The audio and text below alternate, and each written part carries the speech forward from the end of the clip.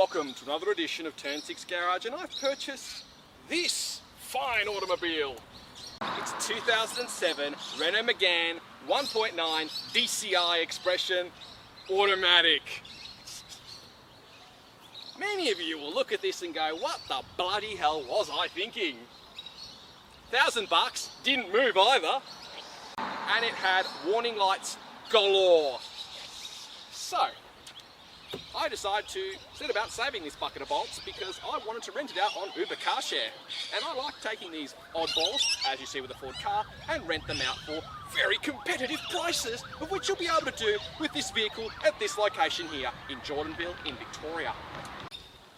This Megane is the ultimate example of recycling. No, really it is. It's made up of parts from 4 different cars from 3 different wreckers across Victoria and South Australia. The right front headlight comes from a 1.9 DCI manual in Lonsdale, South Australia from Upullet. The left front wheel comes from a convertible, a 2-litre Megane Expression convertible from Jolly's in Ringwood in Victoria. And the headrest and the boot seal come from a red 1.9 DCI sedan from Imlachs in Springvale in Victoria. And the rear axle came from Imlachs as well from a blue Expression 2-litre petrol sedan. The latter two are both May 2007 built cars, both in the same batch as this one. So they've saved a car that they were on the same production line with 16 years ago. Nice. So how much of a bucket of bolts was the Megane? Yeah, it was a proper one, alright. It is possibly one of the worst cars I have ever purchased in terms of its mechanical issues. It had an engine and check injection light, which when I put some codes through, it came up with glow plugs and it came up with exhaust pressure codes. Fine, but there's a thing. One thing was wrong, it didn't show what else was wrong in the chain of signals with it. So when we fixed one, another came up. Nice. So it ended up being a whole bunch of sensors with the exhaust system, exhaust pressure sensors, glow plug sensors, injection and fuel rail sensors. I had to change all of those. The next thing that had to be changed was the diesel particulate filter. And this proved to be hard to track down because I was studying at the time. I was away from the car, so I was getting a mechanic to do it, and it took a bit of time to actually diagnose the fault. In the end, I had to go to another mechanic, a Renault dealership, which were really good, and they were able to diagnose the fault, and I was able to supply them with a DPF for a reasonable price and sort it out. The thing that was a problem was the hose. It was an air hose connecting to the DPF, and that was a bit of a problem because it had been patched up on multiple occasions because it was a hard part to get. Luckily, I was able to order it in from Europe. That's what saved this car. The ability to buy parts from Europe at a very reasonable price saved the car. So that meant I had to replace those parts there, which was not an issue. Also did the timing belt and water pump on it because the car needed it to be done. It hadn't been done in 9 years, and Renault specify 4 years or 100,000 kilometres. They also specify the DPF to replace it 10 years or 160,000 Ks. This car had gone well past those recommended numbers.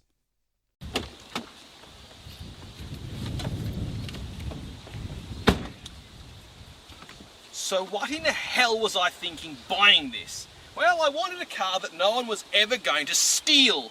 And this being a diesel, a Renault with keycard ignition, is not a car anyone would ever think about stealing. It's not high on Ram Raiders hit lists, and if they did, what kind of thief are they? And as you can hear, the train in the background is why I'm putting it here. It's at a train station. But when you sit in this car, you're greeted with this plastic interior with lots of scratchy plastics that have aged very badly. No, really, they're quite sticky right now, despite lots of cleaning with the usual fare of eucalyptus and orange power. This interior, though, is actually not too bad. Okay, the quality might be ordinary, but the driving position's good, the seats are really comfortable, and the interface is actually not so bad. And on the move, the Renault's got the controls on the stalk behind the steering wheel. Actually, is really helpful. So, all in all, it might be a little cheap, but it's all there. It's got everything. It's got air conditioning. It's got 4 power windows that work most of the time. It's got some lovely add-ons from its previous owners, Parrot Bluetooth system, and also a typical period iPod connector. This thing lived its early life in Frankston area, and it looked like it did a lot of highway Ks, so that would explain some of this stuff here. This specific example also, has had multiple owners. I am its 5th custodian in 16 years. And I bought it off its previous owner because they couldn't fix it anymore, and I really felt sorry for them. I wanted to take this out of their life. It was just causing them too much trouble. Let it cause trouble to the sadomasochist with a dark sense of humour, and fix it to actually bring it back to life. More or less, I've saved another bucket of bolts from the scrapyard. Becoming a bit of a theme here. And I think this is actually a very good thing, because instead of buying lots of new cars and spending more energy making them, take the old one, fix it, it's already paid its environmental cost, and you get to save something interesting.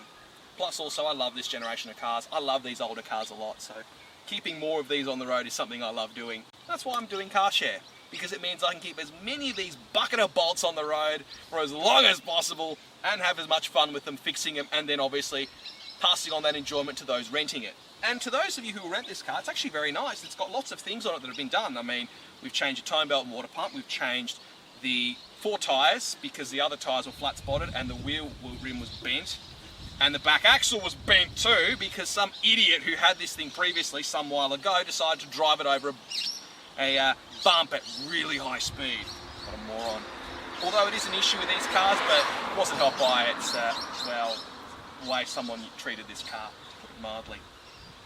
It's got new DPF because that had shat its pants, and that's why it ultimately was not starting. Had lots of sensors that were wrong as well, which we changed, but the diesel particulate filter was a problem, and also because of the hose that was in the intake system to the diesel particulate filter. Yeah, it's some stupid hose that was bent that more or less blew the diesel particulate filter. But I digress. It also had some coolant leaks. I had to make a hose.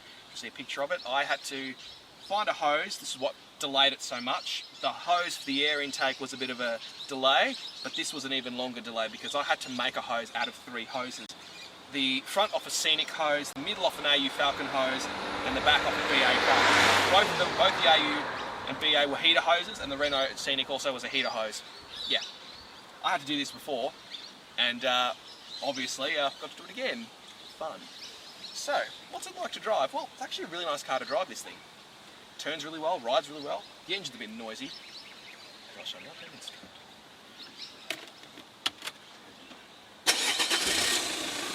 Oh yeah! Come to me, girls. I drive a diesel.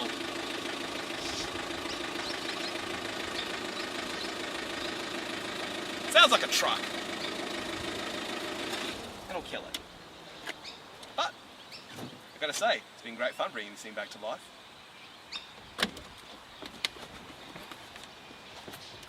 So all in all, this has been a very worthwhile exercise, keeping another unloved Euro shitter from going to the scrapyard, and keeping one of the rarest cars on Australian roads on the road again. That is a 1.9 DCI Megane automatic. There are very few of these things still running and driving, and I want to see how far we can take this one.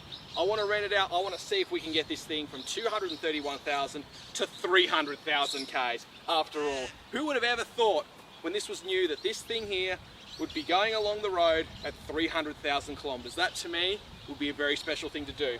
And I'd love you to join me. Rent this one out. See how far we can take her. Because I think we'll be very, very surprised at how good this car is. Now everything's been fixed up. Let's see what it can really do. Thank you for watching. And if you like what you see and you like this content, remember to like and subscribe.